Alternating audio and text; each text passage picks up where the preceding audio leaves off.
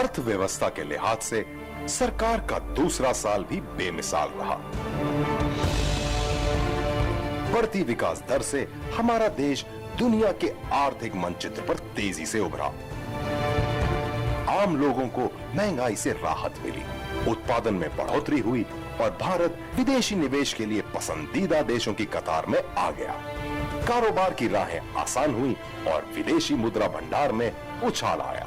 बीमा और real estate में एफडीआई की सीमा बढ़ा दी गई। रक्षा और रेलवे में एफडीआई और निजी निवेश को बढ़ावा दिया जा रहा है। भूमि अधिग्रहण अभियान में आसानी के लिए संशोधन किए गए हैं। सरकार कारोबार को आसान बनाने के लिए प्रतिबद्ध है। दुनिया इस ओर ध्यान दे रही है। लाइसेंस के लिए आवेदन करना और मंजूरी प्राप्त करने की प्रक्रिया अब बहुत आसान हो गई है। मंजूरी और स्वीकृति के लिए सिंगल विंडो शुरू किए गए हैं।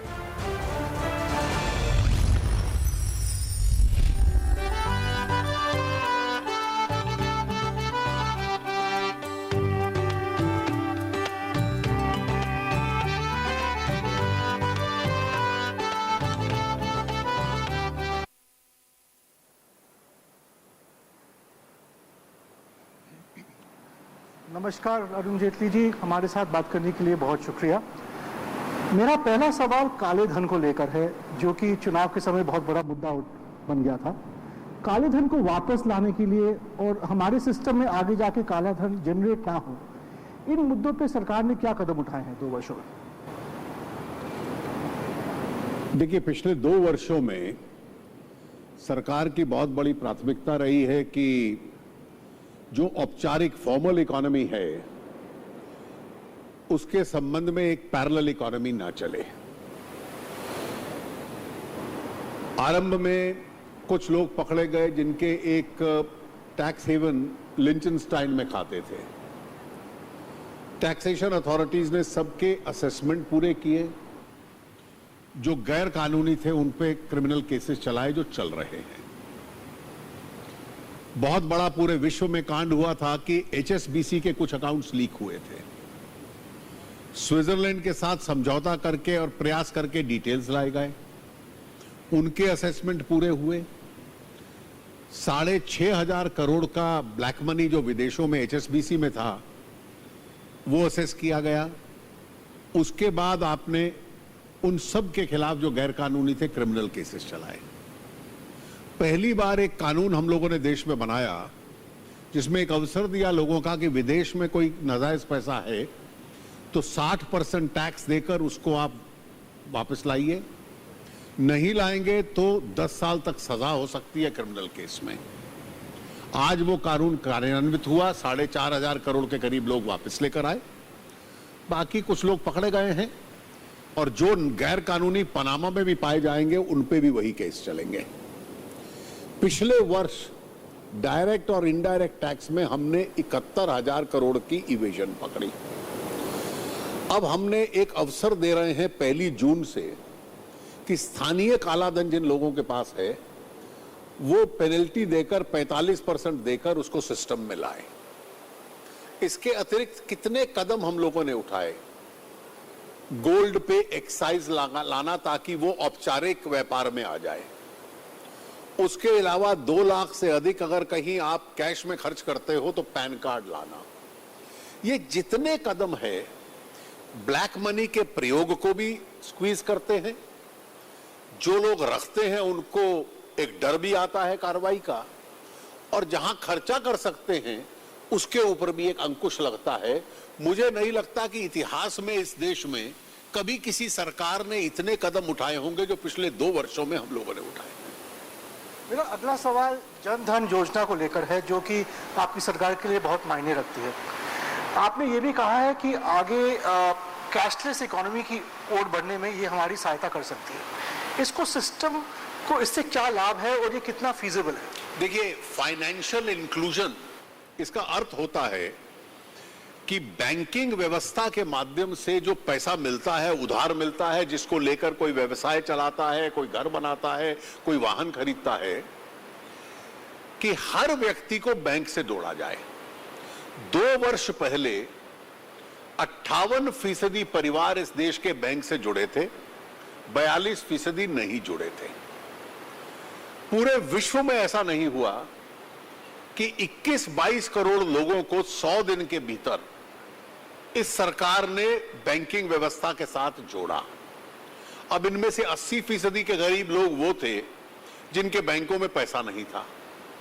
दूसरा कदम हमने ये उठाया कि जिसको सरकारी सहयोग या सहायता मिलती है, कुछ को पेंशन मिलती है, कुछ को old age pension, window pension, cooking gas subsidy या किसी प्रकार की सब्सिडीज मिलती हैं, अभी सारी इसमें नहीं जा पाई, सीमित जा पाई हैं।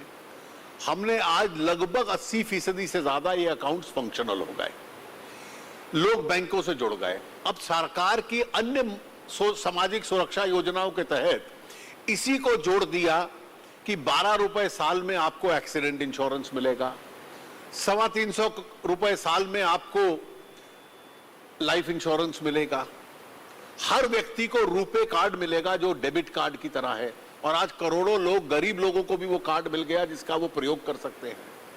इसी को हमने जोड़ दिया मुद्रा योजना के साथ कि जो लोग अपनी दुकान, कोई सड़क के किनारे पर रेडी लगाना चाहे या कोई छोटा उद्योग, कोई सलून बनाना चाहे, बुटीक बनाना चाहे, तो मुद्रा योजना के तहत बैंक औपचारिक लोन बैंकिंग रेट्स पे देंगे जो आपको मनी लेंडर, साहूकार के पास बहुत महंगा लेना पड़ता था। तो पूरी फाइनेंशियल इंक्लूजन और सोशल सिक्योरिटी पैकेज का ये एक हिस्सा बन गया और पूरा विश्व इसकी सराहना कर रहा है कि इतनी बड़ी फाइनेंशियल इंक्लूजन की योजना पूरी दुनिया में आज तक नहीं हुई। आज विश्व की आर्थिक स्थिति काफी नाजुक है। इन परिस्थितियों में खासकर कि अगर हम इन्वेस्टमेंट, इन्फ्लेशन और जीडीपी ग्रोथ की बात करें तो भारत की आर्थिक व्यवस्था को क्या फर्क पड़ा है और विश्व की तुलना में उसने कैसे किया? देखिए, विश्व पिछले कुछ वर्षों से बहुत गंभीर मंदी में है और अगर आप पूरी दुनिया की स्थिति देखें तो कई अर्थव्यवस्थाएं सुकड़ रही हैं, पहले से कम हो रही हैं, -2%, -1। कुछ ऐसी हैं जो बहुत कम प्रगति करती हैं, 1-1.5%, 2% सबसे अधिक। पहली बार इतिहास में हुआ है कि भारत दुनिया की सबसे तेजी से बढ़ने वाली अर्थव्यवस्था है। हम लगभग 7.5% से ग्रो कर रहे हैं। मैं ये मानता हूं कि दुनिया के अन्य देशों की तुलना में ये बहुत तीव्र गति है, लेकिन हमारी अपनी उम्मीद से आज भी कम है। जब विश्व की ग्रोथ, उसका विकास आपकी अर्थव्यवस्था के पीछे चलता है, उसकी सहायता और मदद करता है, तो आपकी अपनी अर्थव्यवस्था की तेजी बढ़ती है। फास्ट ग्रोइंग वर्ल्ड में हम 8-9% तक बढ़ सकते हैं, लेकिन जब दुनिया की अर्थव्यवस्था धीमे हो तो इस गति को प्राप्त करना अपने आप में चुनौतीपूर्ण होता है। मैं मानता हूं कि आज भी हमारे पे असर पड़ा है कि विश्व में व्यापार सुकड़ गया, छोटा हुआ। इसलिए कई बार एक तो उसका कारण यह है कि तेल के दाम गिर गए, तो जो सारा एक्सपोर्ट इंपोर्ट तेल का था वो वैल्यू टर्म्स में बहुत कम हो गया, पहले से आधा हो गया, तो इसलिए भी आंकड़े उसमें कम लगते हैं, जिसका ग्रोथ पे असर पड़ता है। लेकिन 2 साल बरसात भी कम रही और उसकी वजह से भी एक असर पड़ा। मुझे लगता है कि इस बार जिस प्रकार से अर्थव्यवस्था आगे बढ़ रही है, जिसको ग्रीन शूट्स कहते हैं, उम्मीद कहते हैं, वो जो दिख रही है कई आंकड़ों से, अगर इस बार बरसात अच्छी हो गई और मेट डिपार्टमेंट मानता है कि 106-107% बरसात हो सकती है, तो ग्रामीण अर्थव्यवस्था में उठाव आएगा, जिससे कि भारत की पूरी अर्थव्यवस्था में एक लाभ मिलेगा। आपने बरसात की बात की, एग्रीकल्चर या कृषि अर्थव्यवस्था को देखें तो बरसात को अलग रखते भी कई वर्षों से स्थिति बहुत चिंताजनक रही है। अब 2 वर्षों में इसका समाधान तो निकल नहीं सकता, मगर तब भी भारत के किसान के लिए इस सरकार ने क्या किया है? देखिए, आपको कृषि क्षेत्र में गांव में साधन डालने पड़ेंगे। We'll have to pump in resources into the rural areas. वो डालने का तरीका क्या है? हमने तय किया कि 18,000 गांव देश में ऐसे हैं जहां बिजली नहीं है। अगले 2018 तक एक गांव में बिजली होगी। 18 में से 7,000 में हम पहुंचा चुके हैं। डेली बेसिस पे 6, 7, 8 गांव ऐसे हैं जिसमें बिजली आरंभ हो रही है। एक नया उजाला उनके लिए आता है। दूसरा, इस देश के 7 लाख गांवों को हम पक्की सड़क से जोड़ रहे हैं, जो गांव की सड़क के लिए आवंटन होता था उसको 3 गुना बढ़ा दिया गया। 2022 तक ग्रामीण क्षेत्रों में लोगों को हाउसिंग फॉर ऑल यानी पक्के घर मिले, गांव के घर में शौचालय हो, टॉयलेट्स हो, स्वच्छता का एक हिस्सा बने। गांव की अर्थव्यवस्था सारी आपकी सिंचाई पे निर्भर रहती है और इसलिए सिंचाई हालांकि राज्यों का विषय है, लेकिन हमें उस सिंचाई के लिए और साधन केंद्र भी दे ताकि पानी की समस्या, जैसे पंजाब में सिंचाई अच्छी है क्योंकि कनाल सिस्टम है, हरियाणा में अच्छी है कनाल सिस्टम है, मध्य प्रदेश ने नदियां जोड़ दी, गुजरात में नदियां जोड़ दी, आंध्र प्रदेश ने नदियां जोड़ दी।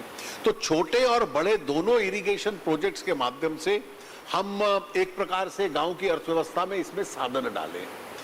किसान को जो ब्याज मिलता है वो सस्ते दाम पर मिले और सबसे बड़ी जो क्रॉप इंश्योरेंस स्कीम हम लोग लाए हैं कि कम प्रीमियम देके बाकी प्रीमियम सरकार देकर मदद करेगी, 1/4 प्रीमियम शायद किसान को देना पड़ेगा, उससे भी कम, और उसको जो नुकसान होगा मौसम की वजह से उसकी फसल का वो पूरी रकम उसको मिल जाएगी।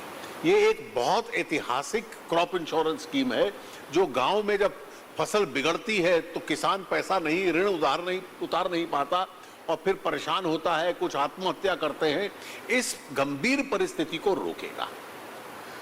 Both the Prime Minister and you have spoken several times about the need for a fair, transparent and predictable tax regime for the individual taxpayer, the corporate taxpayer and the international investor.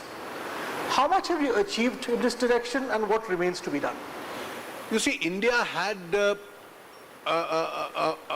a bad image, a terrible image in terms of aggressive taxation is concerned. And this got worsened when the previous government imposed a tax retrospectively, contrary to its own pronouncements. Now, anybody who invests in businesses wants predictability, he wants certainty, he doesn't want to be taken by surprise. And therefore, it's extremely important that the tax regime is predictable. Now, we have two kind of roadmaps as far as taxation is concerned.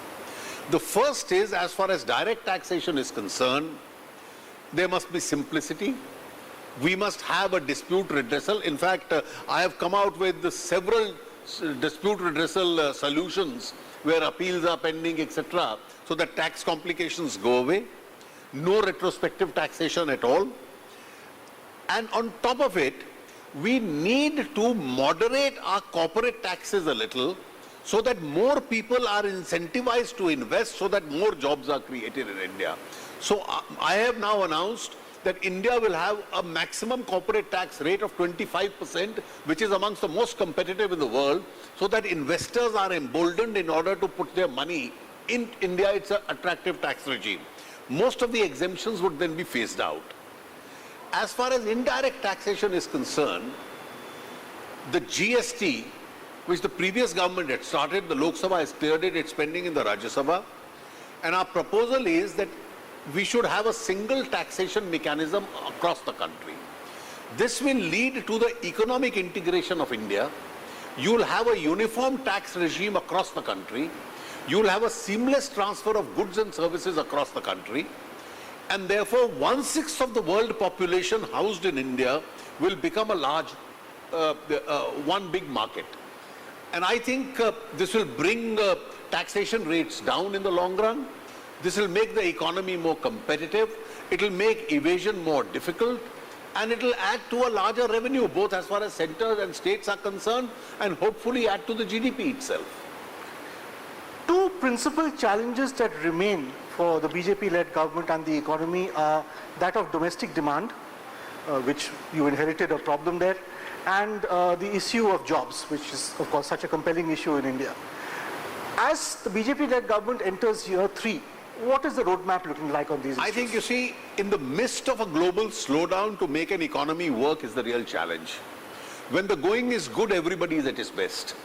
It's only when the going is very challenging and you have cross currents against you that you need to grow faster. That's the big challenge. And therefore, we have a problem of global demand today. And global demand impacts on domestic demand. Now, as far as urban demand in India is concerned, urban demand is on the rise. So So you find a greater sale of automobiles, vehicles, cement sales are going up, some steel sales are going up. So the urban demand is increasing. I think the real challenge is because 55%, 60% of the people are in villages, the rural demand has to increase. And indications of rural demand increasing are slowly coming in. The last two monsoons have adversely impacted rural demand. This year, hopefully, if we have a good monsoon, I think rural demand itself will increase. So you'll have tractors and two-wheeler automobiles and cement for housing, construction and so on. All these demands will improve. And the net impact of this will be that private sector whose buoyancy has been a little less. Our growth model is today dependent on public investment. So private sector also then gets into shape. And obviously there would be an impact on the larger economy and the jobs itself. Thank you very much, Mr. Jaitley. That's all we have time for in this segment. All the best for the coming 3 years. Thank you.